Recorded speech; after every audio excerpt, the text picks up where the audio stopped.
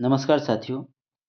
आज हम बिहार जीविका भर्ती 2025 के जो हैं सब्जेक्ट नॉलेज के जो है बहुत ही महत्वपूर्ण क्वेश्चन आज हम डिस्कस करने वाले हैं। तो हमारे चैनल पे नए हैं तो चैनल को सब्सक्राइब और वीडियो को लाइक ज़रूर कीजिएगा। और ये पीडीएफ प्राप्त करना चाहते हैं तो हमारे टेलीग्राम से जो है जुड़ सकते हैं। तो आइए हम सब्जेक्ट नॉलेज से संबंधित जो है महत्वपूर्ण जो है क्वेश्चन डिस्कस करते हैं।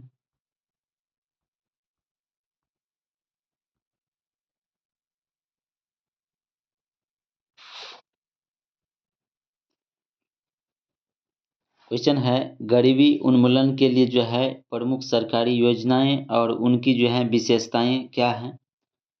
तो सबसे पहले उसका जो है परिचय देखेंगे हम। तो भारत में गरीबी उन्मूलन एक बहु जो है आयामी चुनौती रही है और जिससे निपटने के लिए जो है सरकार ने समय समय पर विभिन्न योजना लागू किए हैं। और इन योजनाओं का उद्देश्य केवल आय बढ़ाना नहीं है बल्कि गरीब के जो है विभिन्न पहलू जैसे कि खाद्य सुरक्षा, आवास, रोजगार और सामाजिक सुरक्षा को भी जो है संबोधित करना है। और ये कार्यक्रम एक सुरक्षा कवच प्रदान करते हैं और गरीबों के विकास की जो है मुख्यधारा में शामिल करते हैं और अवसर देते हैं। उसके बाद चलते हम कुछ सरकारी योजनाओं को देखते हैं, जैसे कि महात्मा गांधी राष्ट्रीय ग्रामीण रोजगार गारंटी अधिनियम, जिसे हम मनरेगा के नाम से जानते हैं।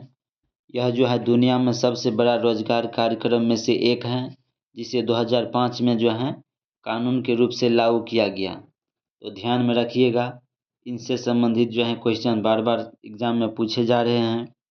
तो मनरेगा योजना जो है कब लागू किया गया, तो 2005 ईस्वी में जो है लागू किया गया। और इसका उद्देश्य क्या है, तो इसका मुख्य उद्देश्य जो है ग्रामीण क्षेत्र में प्रत्येक उस परिवार को जिसके जो है वयस्क सदस्य अकुशल और शारीरिक कार्य करने से जो है इच्छुक हैं और एक वित्तीय वर्ष में कम से कम 100 दिनों के जो है मजदूरी रोजगार कानूनी की जो है गारंटी प्रदान करता है। इसके विशेषता देखेंगे हम तो मांग आधारित विशेषता देखेंगे तो यह योजना काम मांगने पर जो है रोजगार की गारंटी देती हैं। यदि आवेदन के जो है 15 दिन के भीतर काम नहीं मिलता है तो बेरोजगारी भत्ता के तहत जो है उसे पैसा दिया जाएगा। उसके बाद देखेंगे आजीविका सुरक्षा। तो यह ग्रामीण परिवारों को एक पूरक जो है आय स्रोत प्रदान करता है और विशेषकर जब जो है खेती का काम नहीं होता है। तो उसके बाद है टिकाऊ संपत्ति निर्माण। तो यह योजना के तहत जो है जल संरक्षण, वृक्षारोपण, ग्रामीण सड़कें और सिंचाई नहर जैसे समुदाय कार्यों का निर्माण किया जाता है। उसके बाद सामाजिक लेखा परीक्षा। इसमें जो है पारदर्शिता और जवाबदेही सुनिश्चित करने के लिए जो है सामाजिक लेखा परीक्षा का जो है प्रावधान होता है। उसके बाद हम देखेंगे राष्ट्रीय खाद्य सुरक्षा अधिनियम NFSA 2013 और सार्वजनिक वितरण प्रणाली PDS। यह योजना जो है गरीब के सबसे बुरे पहलू यानी भूखमरी और कुपोषण से संबोधित करती हैं। और इसका उद्देश्य देखेंगे हम।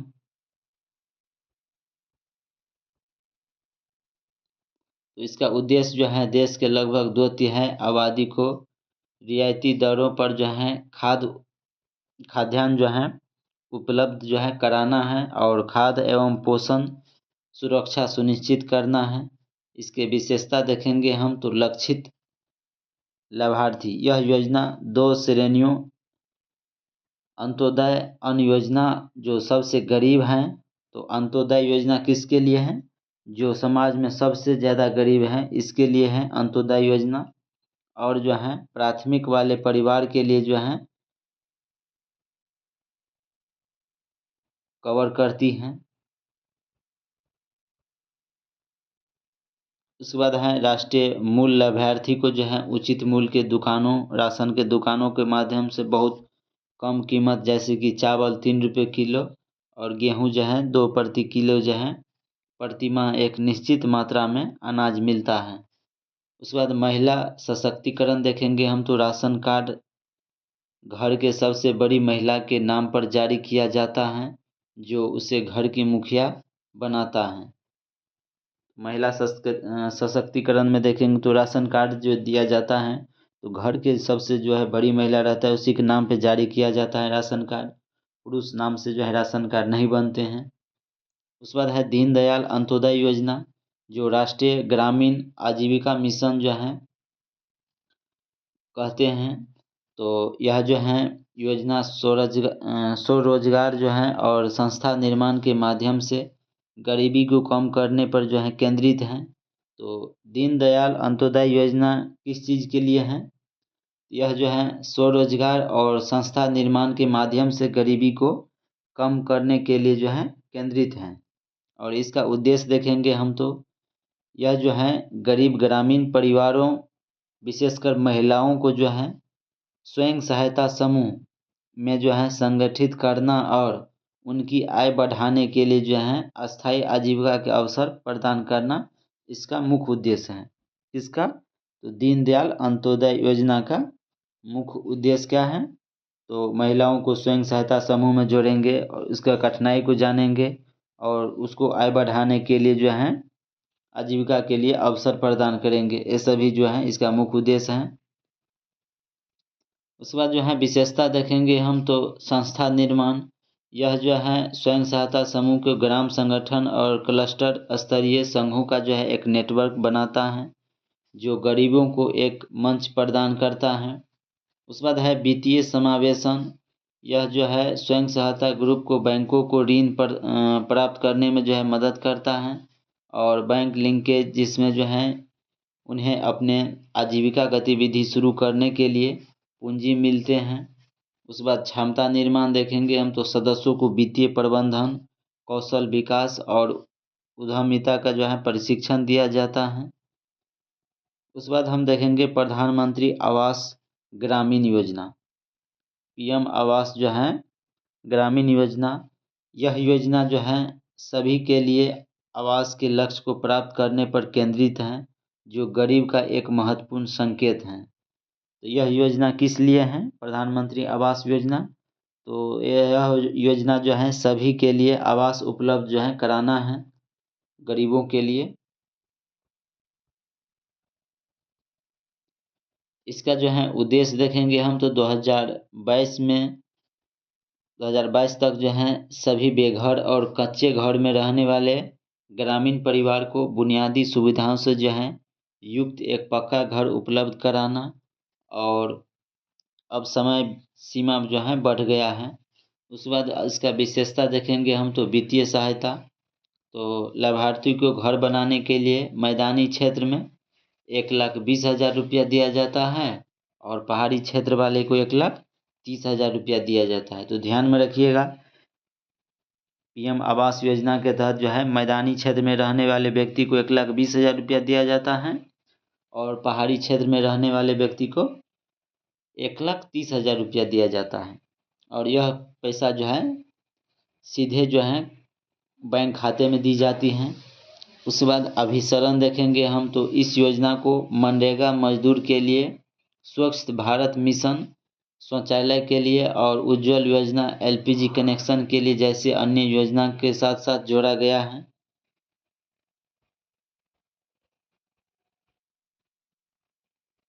उसके बाद जो है इस योजनाओं के एकीकृत प्रभाव को समझने के लिए एक ग्रामीण परिवार का जो है उदाहरण लेते हैं। जैसे मान लीजिए बिहार के जो है एक गांव में सुनीता का परिवार रहता है और जिसके पास कोई ज़मीन नहीं है और वे एक कच्चे घर में रहते हैं। तो NRLM के तहत जो है सुनीता एक स्वयं सहायता समूह से जुड़ सकते हैं और वह जो है हर हफ्ते थोड़ी बचत करती हैं और यह जो है समूह से एक छोटा ऋण लेकर एक सिलाई मशीन खरीदती हैं और जिससे उनकी अतिरिक्त जो है आय शुरू होती हैं। उसके बाद मनरेगा के तहत जो है उसके पति का मानसून से पहले गांव के तालाब की जो है खुदाई के काम में 100 दिनों का जो है रोजगार मिलता है, जिससे परिवार की एक सुनिश्चित आय प्राप्त हो सके।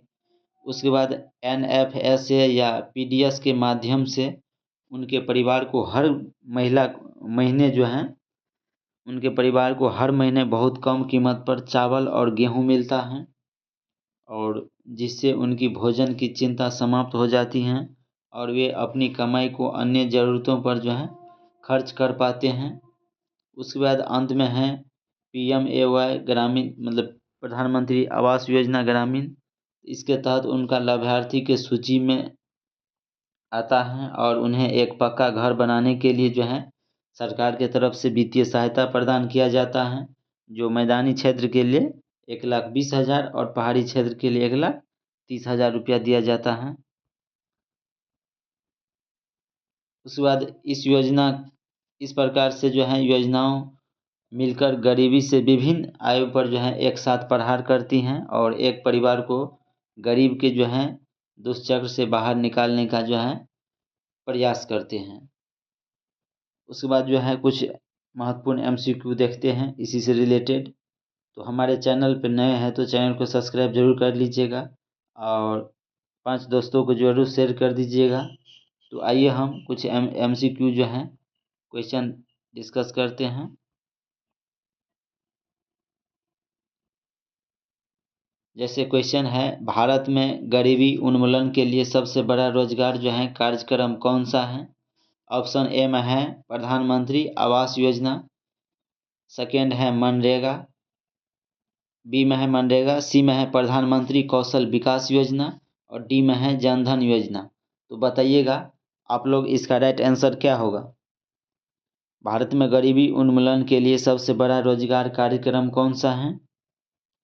तो इसका राइट आंसर जो है ऑप्शन बी हो जाएगा, यह जो है मनरेगा है।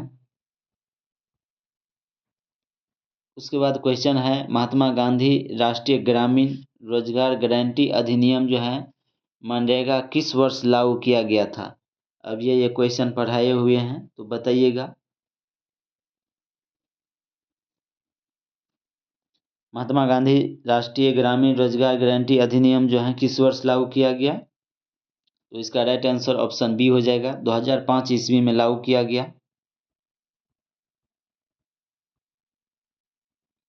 उसके बाद है, मनरेगा के अंतर्गत एक परिवार के जो है प्रत्येक वयस्क सदस्य के प्रति जो है वर्ष कितने दिनों का रोजगार गारंटी से दिया जाता है?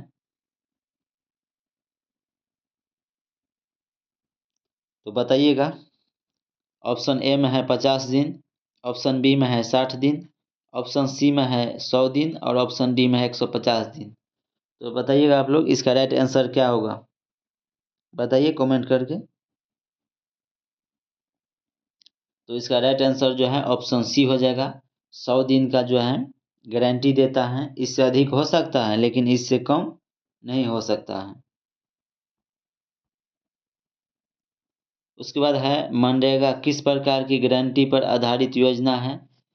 ऑप्शन ए में है पूंजी निवेश, ऑप्शन बी में है रोजगार गारंटी, ऑप्शन सी में है खाद्य सुरक्षा और ऑप्शन डी में है शिक्षा गारंटी। तो बताइएगा इसका राइट आंसर क्या होगा। मनरेगा जो है किस प्रकार की गारंटी पर आधारित योजना है? तो इसका राइट आंसर ऑप्शन बी हो जाएगा, ये रोजगार गारंटी जो है पर आधारित योजना है।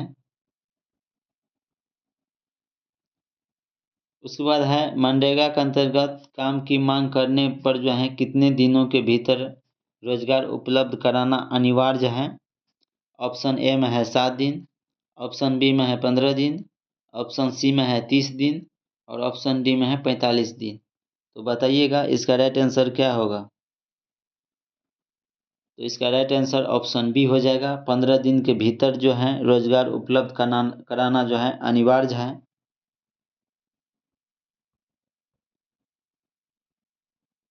उसके बाद है, सामाजिक लेखा परीक्षा जो है किस योजना का एक प्रमुख अंग है? ऑप्शन ए में है प्रधानमंत्री जनधन योजना, ऑप्शन बी में है मनरेगा, ऑप्शन सी में है NFSA 2013 और ऑप्शन डी में है PDS प्रणाली। तो बताइएगा सामाजिक लेखा परीक्षा जो है किस योजना के एक प्रमुख अंग है?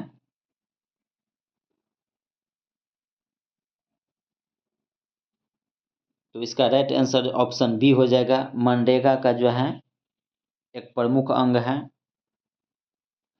उसके बाद है, राष्ट्रीय खाद्य सुरक्षा अधिनियम किस वर्ष लागू किया गया? ऑप्शन ए में है 2010 में, ऑप्शन बी में है 2011, ऑप्शन सी में है 2013 और ऑप्शन डी में है 2015।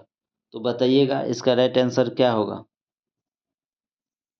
तो इसका राइट आंसर ऑप्शन सी हो जाएगा, 2013 में लागू किया गया।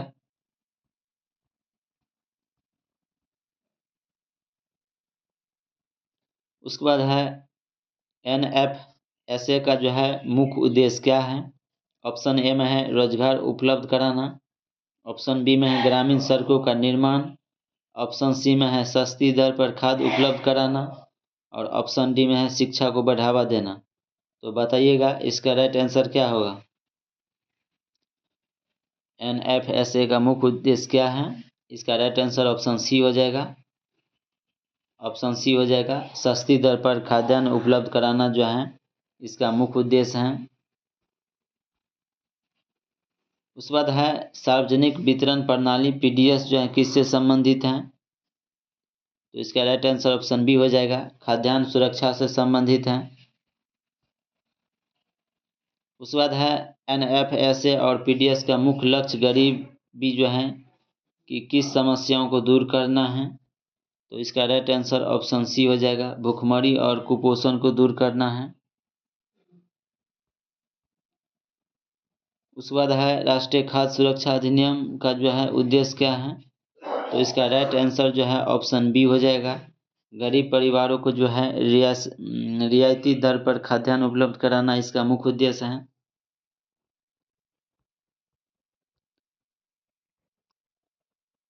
उसके बाद है अंत्योदय अन्न योजना जो है के अंतर्गत किसे शामिल किया जाता है? तो इसका राइट आंसर जो है ऑप्शन सी हो जाएगा, सभी गरीब परिवार को शामिल किया जाता है।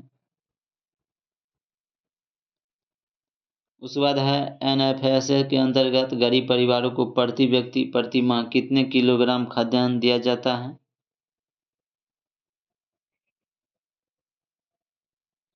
तो इसका राइट आंसर जो है ऑप्शन बी हो जाएगा, 5 किलो, क्योंकि 3 किलो चावल दिया जाता है और 2 kg जो है गेहूँ दिया जाता है। तो टोटल कितना हो गया? 5 kg दिया जाता है। उसके बाद है राशन कार्ड किसके नाम से जारी किया जाता है? इसका राइट आंसर ऑप्शन सी हो जाएगा, परिवार की सबसे बड़ी महिला सदस्य के नाम से जारी किया जाता है। उसके बाद है दीनदयाल अंत्योदय योजना का जो है मुख्य उद्देश्य क्या है? तो इसका राइट आंसर ऑप्शन बी हो जाएगा, गरीब महिलाओं को स्वयं सहायता समूह से जो है संगठित और आजीविका उपलब्ध कराना इसका मुख्य उद्देश्य है। उसके बाद है दीनदयाल जो है NRLM के अंतर्गत किसके माध्यम से गरीबी को जोड़ा जाता है? तो इसका राइट आंसर जो है ऑप्शन बी हो जाएगा, स्वयं सहायता समूह और ग्राम संगठन के माध्यम से जोड़ा जाता है। उसके बाद है प्रधानमंत्री आवास योजना ग्रामीण का जो है लक्ष्य क्या है? तो इसका राइट आंसर जो है ऑप्शन बी हो जाएगा, 2022 तक सभी को पक्का घर उपलब्ध कराना इसका लक्ष्य था। उसके बाद है प्रधानमंत्री जो है आवास योजना ग्रामीण योजना के अंतर्गत मैदानी क्षेत्र में एक घर बनाने के लिए कितनी राशि दी जाती है? बताइएगा आप लोग, अभी ये पढ़ाए हुए हैं, कितना राशि दिया जाता है? तो इसका राइट आंसर ऑप्शन बी हो जाएगा, 1,20,000 ग्रामीण मैदानी क्षेत्र में रहने वाले को और पहाड़ी में 1,30,000 दिया जाता है। उसके बाद है PM प्रधानमंत्री जो है आवास योजना ग्रामीण योजना के साथ किन अन्य योजनाओं को जोड़ा गया है? इसका राइट आंसर ऑप्शन बी हो जाएगा, मनरेगा, स्वच्छ भारत मिशन और उज्ज्वला योजना को जोड़ा गया साथ साथ। उसके बाद है दीनदयाल NRLM में जो है स्वयं सहायता समूह को बैंक से जोड़कर जो है वित्तीय सहायता दिलाने की प्रक्रिया क्या कहलाती है? तो इसका राइट आंसर जो है ऑप्शन बी हो जाएगा, वित्तीय समावेशन कहलाता है। उसके बाद है सुनीता किस योजना के तहत स्वयं सहायता समूह से जुड़ी हैं और छोटे ऋण देकर जो है सिलाई मशीन खरीदी हैं। तो इसका राइट आंसर क्या हो जाएगा? तो इसका राइट आंसर ऑप्शन बी हो जाएगा, NRLM। उसके बाद है सुनीता का पति किस योजना के अंतर्गत तालाब की खुदाई के काम 100 दिनों तक जो है रोजगार प्राप्त करने के लिए किया है, ये करता है। तो इसका राइट आंसर जो है ऑप्शन सी हो जाएगा, मनरेगा के तहत जो है वो करता है। उसके बाद है किस योजना के माध्यम से सुनीता का परिवार सस्ते दामों पर चावल और गेहूं प्राप्त करते हैं? तो इसका राइट आंसर ऑप्शन बी हो जाएगा, NFSA/PDS के माध्यम से जो है वो सस्ते दामों पर चावल और गेहूं प्राप्त करते हैं। उसके बाद है किस योजना के अंतर्गत सुनीता के परिवार को पक्का घर बनाने के लिए वित्तीय सहायता मिलती है? तो इसका राइट आंसर जो है ऑप्शन बी हो जाएगा, PMAY के तहत जो है प्रधानमंत्री आवास योजना ग्रामीण के तहत जो है इसे वित्तीय सहायता मिलता है।